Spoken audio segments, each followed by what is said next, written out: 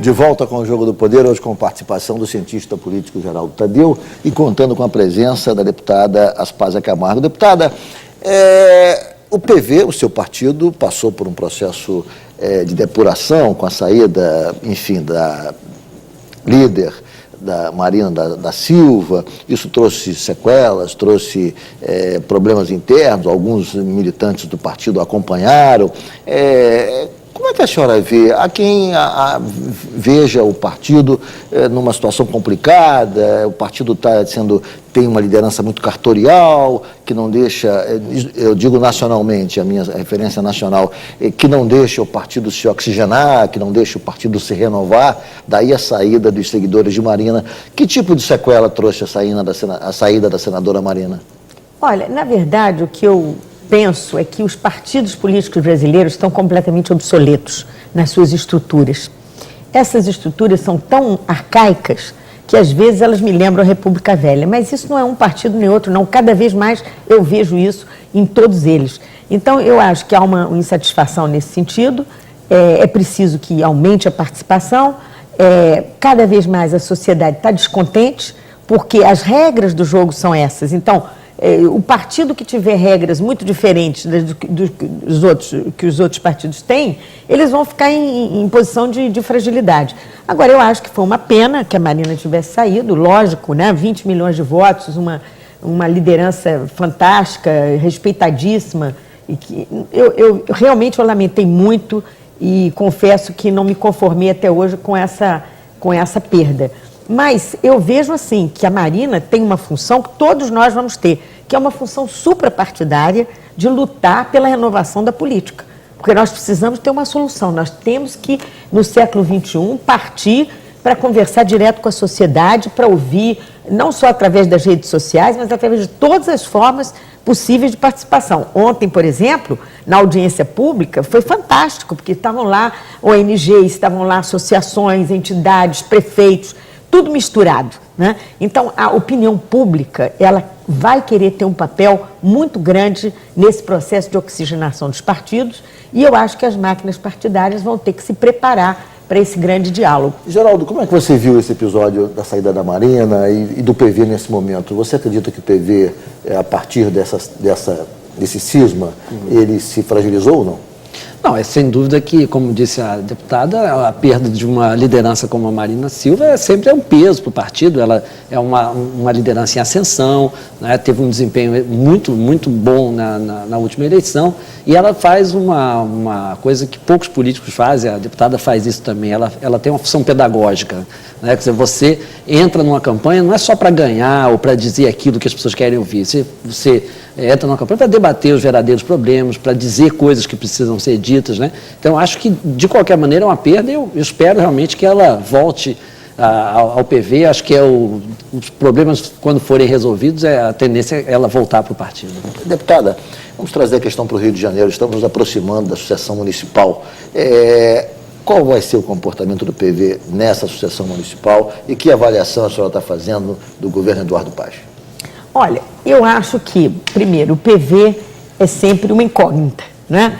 Agora nós temos mais um grupo aí que está discutindo muito internamente e promovendo discussões. Que bom, né? Porque nós temos aí a oportunidade de realmente sedimentar alguma coisa.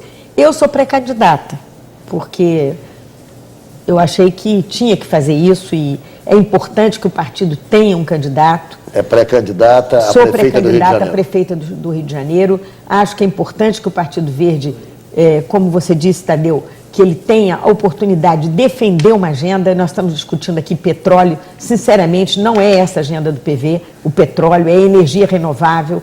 E na cidade também. Eu acho que muitas coisas que ainda acontecem e que nós lamentamos podem ser diferentes.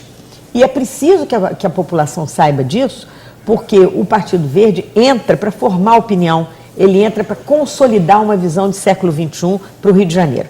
Então, eu acho que nosso propósito é esse. Logicamente, você sabe que a corrida vai ter vários obstáculos, nós podemos ter outras alternativas, mas, no momento, eu acho que eu tenho uma boa posição, tenho recebido o carinho e apoio de muita gente.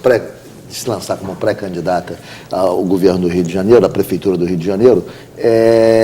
Que tipo de avaliação a senhora faz, digamos, desse momento político e administrativo da cidade, na antevéspera de eventos tão importantes como a Copa do Mundo, como as Olimpíadas de 2016? Como, sob a ótica do PV, a cidade pode se preparar para esse momento tão importante? Olha, eu acho, por exemplo, eu presidi a comissão do plano diretor da cidade do Rio de Janeiro. Foi uma das tarefas mais difíceis da minha vida, porque, na verdade, ninguém quer planejar nada, né? Hoje, os governantes, os melhores que nós temos, eles procuram evitar o tal do planejamento. Eles querem o planejamento estratégico, que escolhe projetos especiais para poder resolver os problemas. E eu não tenho nada, eu sou muito favorável ao planejamento estratégico, mas eu acho que uma cidade como o Rio de Janeiro, com 6 milhões de habitantes, e numa região metropolitana que já tem 10 milhões de habitantes, ela precisa ter formas de participação mais eficazes do que ela tem.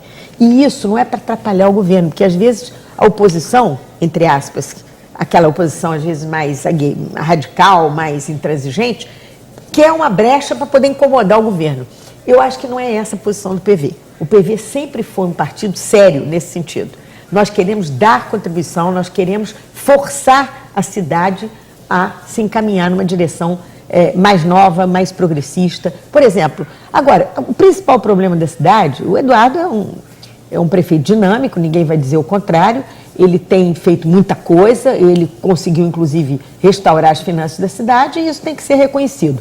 Mas eu acho que nós precisamos de formas mais modernas de gestão da cidade, mais compartilhadas, por exemplo, né? E precisamos também de uma coisa que o Eduardo não pode resolver, que é a tal da governança, porque o Rio de Janeiro é a cidade menos autônoma que existe no Brasil. Tudo que você quiser fazer nessa cidade, você tem que pedir a benção a alguém. Por exemplo, como é que eu vou resolver o problema da região lagunar lá das Olimpíadas, que é o palco e o grande legado das Olimpíadas seria sanear aquelas lagoas e limpá-las todas, né? Nós não conseguimos, porque 80% das pessoas que moram em Jacarepaguá não tem coleta de esgoto, não tem rede de esgoto, então elas despejam nos rios. Aí você faz um pequeno acerto lá, bota um filtro, uma unidade de tratamento de esgoto de rio, não é suficiente. Então tudo acaba sendo diminuído pelos tais acordos federativos entre o governo federal, a cidade e o Estado. Infelizmente, nosso tempo se esgotou. Foi um prazer recebê-la no Jogo do Poder. Muito obrigada, é uma satisfação muito grande estar aqui para debater os problemas do Brasil e do Rio de Janeiro. Nós gostamos disso, né, Ricardo? É verdade. Geraldo, foi um prazer novamente tê-lo aqui no nosso programa. O prazer é meu, já sou da casa, né? Várias vezes, e um prazer especial estar aqui com a minha amiga Aspásia Camargo. Muito obrigado. E obrigado principalmente a você que nos acompanhou até agora pela rede CNT de televisão. O Jogo do Poder volta no próximo domingo, às 11 da noite. Muito obrigado pela audiência e até lá.